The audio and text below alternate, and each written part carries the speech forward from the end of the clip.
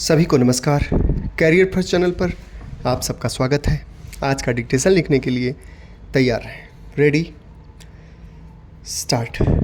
अध्यक्ष जी, पर्यटन का क्षेत्र सबसे अधिक विदेशी मुद्रा कमाने वाले ऐसे क्षेत्र के रूप में उभर कर सामने आया है जो कई लोगों को रोजगार उपलब्ध कराता है।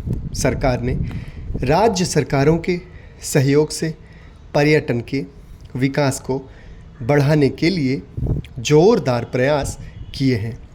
इसके परिणाम मिलने आरंभ हो गए हैं तथा पर्यटकों के आने में वृद्धि हुई है। दिसंबर 1991 में अंतर्राष्ट्रीय पर्यटकों की संख्या सबसे अधिक रही है। हमारे लोगों को पर्याप्त सुविधाएं उपलब्ध कराई जानी चाहिए ताकि वे अपने देश को बेहतर ढंग से जान सकें तथा समझ सकें। इस बात को ध्यान में रखते हुए सरकार युवा पर्यटन पर ध्यान केंद्रित करेगी। भविष्य में हमारी सुरक्षा और प्रगति का आधार काफ़ी हद तक कृषि के विकास पर निर्भर करता है। कृषि, जिसमें खाद्य उपज, बागवानी, मत्स्य उद्योग शामिल है, के क्षेत्र में हमने जो तेज प्रगति की है उसका श्रेय हमारी अनुसंधान प्रयोगशालाओं में हुई प्रगति को है। किंतु इस प्रगति की कहानी अन्य सभी बातों के अतिरिक्त भारतीय किसान के जीवन तथा उसके धैर्य और दृढ़ निश्चय की भी कहानी है। 1990-91 का वर्ष लगातार ऐसा तीसरा कृषि वर्ष रहा जब खाद्यान्न उत्पादन में नया कीर्तिमान स्थापित किया गया।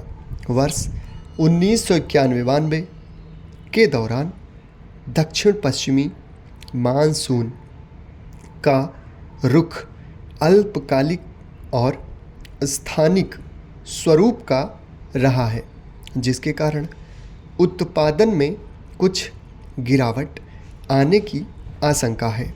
हालांकि हमारे अनुसंधानकर्ता अब ऐसी तकनीक तैयार कर रहे हैं जिससे कि मौसम की अनिश्चितता का प्रतिकार हो सके।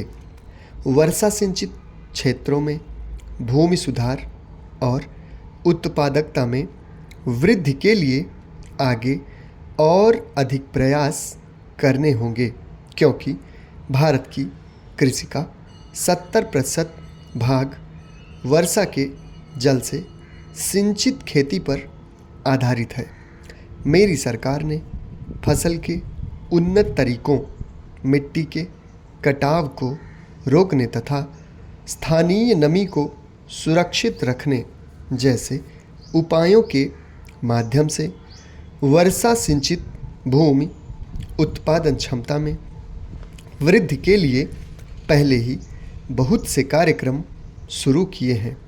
8वीं पंचवर्षीय योजना के दौरान बागवानी, पशुपालन और कृषि प्रसंस्करण के कार्य को उच्च प्राथमिकता प्रदान की जाएगी।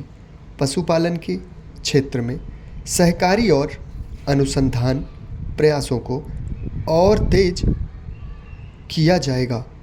इनमें तथा अन्य क्षेत्रों में प्रसंस्करण और विपणन सुविधाओं को सुदृढ़ किया जाएगा ताकि ग्रामीण क्षेत्रों की आय में वृद्धि के लिए उपयुक्त वातावरण तैयार किया जा सके।